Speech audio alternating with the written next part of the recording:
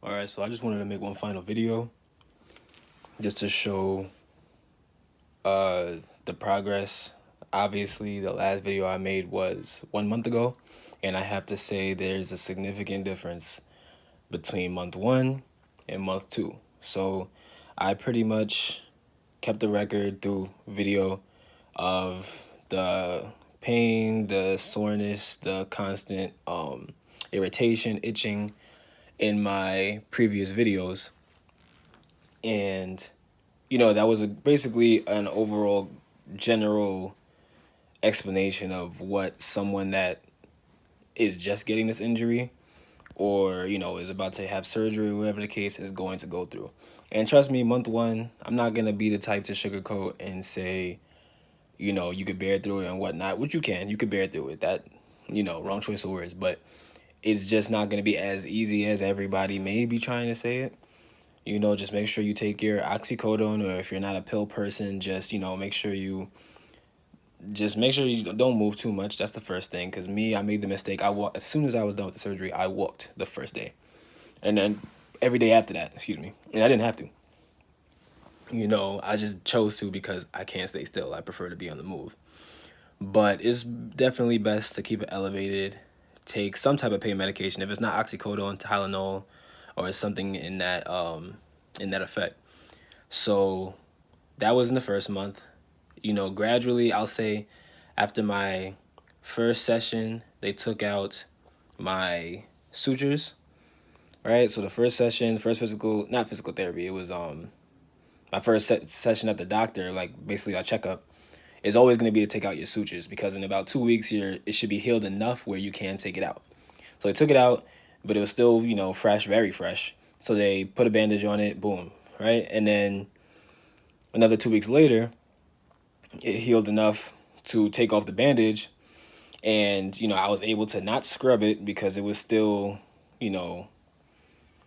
still very fresh, but I could wash around it. Still unable to like lift it or bend it. But I gotta say, around 2.5, no, I can't say 2.5, around 3 weeks, 3 weeks exactly, 2.5 to 3 weeks. Okay, so on my 2.5, whichever day that fell on, at the point of 2.5 weeks, I actually, with a good amount of struggle, was able to lift my foot about 2 inches above my bed, because that's where I was on. And then I was like, maybe the bed was helping me. So I went on the ground, same thing, 2 inches off the ground. So I was like, okay, I'm making good progress. 'Cause some people can't lift their leg until like 4 weeks after. So that definitely boosted my confidence, motivated me to keep trying to do that, keep on with the workouts, the quad flexes, the ankle calf pumps, and everything that followed. And eventually, around the 3.5 week mark, I was able to lift it and suspend it in the air. All right, now we're talking about like maybe like a foot in the air, and just keep it there, which was really good. It was really good for me. So now, when I went back, excuse me, sorry. When I went back to the doctor, which I think it was at the 4 week mark, I showed her my progress. She said, "You're still not supposed to bend it. You're supposed to wait for your first physical therapy session to start bending it." Because since I was able to lift it, I was ready to just try to start bending it myself. But when I got to, sorry, I don't know what's wrong with I'm burping a lot. But I don't, when I got there and at the 4 week mark, she told me to bend it.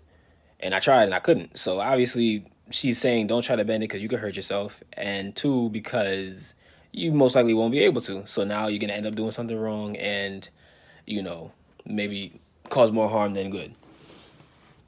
Now, that month is gone. So now we're in the next month. I'm able to walk around. I'm able to do everything I can do.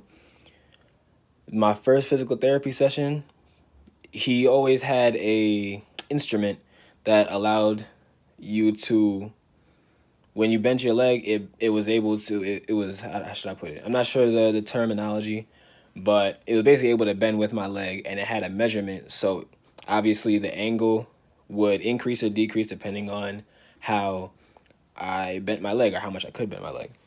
All right, so the first physical therapy session was pretty good. It was pretty good. I was able to bend it a little bit. He obviously has to push every single session. He has to push because you want to break up that scar tissue that's built up, and you're stiff. Your leg was straight as a pencil for about a month and a week straight. So best believe it's going to be a struggle to get that back. All right, so he bent it, and then basically just going forward every session, he would bend it more and more. After my first session, though, I will say I took off my brace and I was just freely walking around. Not easily because I couldn't bend it. Remember, he only bent it a little bit after the first session because it was so hard to.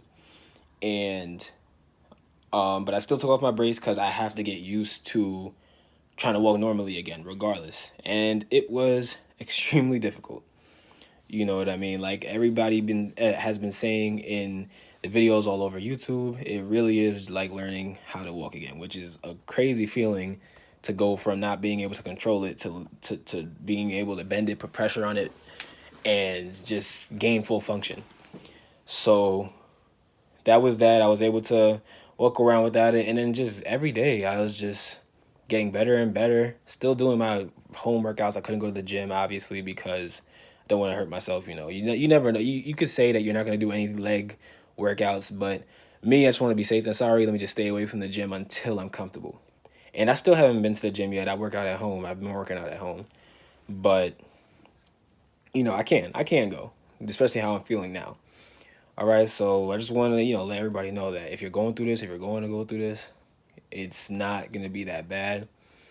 Take your painkillers, please. Take your painkillers. I don't want nobody feeling what I was feeling the first week. The first week, I had sleepless nights. I'm pretty sure everybody has sleepless nights. I hear every time I watch a video about crying the first day and the second day, and then the third, fourth, fifth day just can't sleep because of the pain. So you want to take your painkillers because they helped. I would, before I went to sleep, oxycodone immediately took effect, couldn't feel it, went to sleep. All right. Still, there's pain regardless, but definitely not as severe as without taking the oxycodone and trying to just fend off the pain. Some people can. Some people got a really high pain tolerance, but I don't. So, yes. So basically, that's really the overall uh, overview of the whole process and how it's gonna go. Obviously there's more details to it that I won't go over because if you're going through this, you'll have doctors, you have physical therapists that'll help you. So you don't need me to do any of that. But as far as my progress goes, this is my knee now. All right. This is how the scar looks. Don't pay attention to that. That was a little mishap, but it's not bleeding. It's not affecting nothing like that. But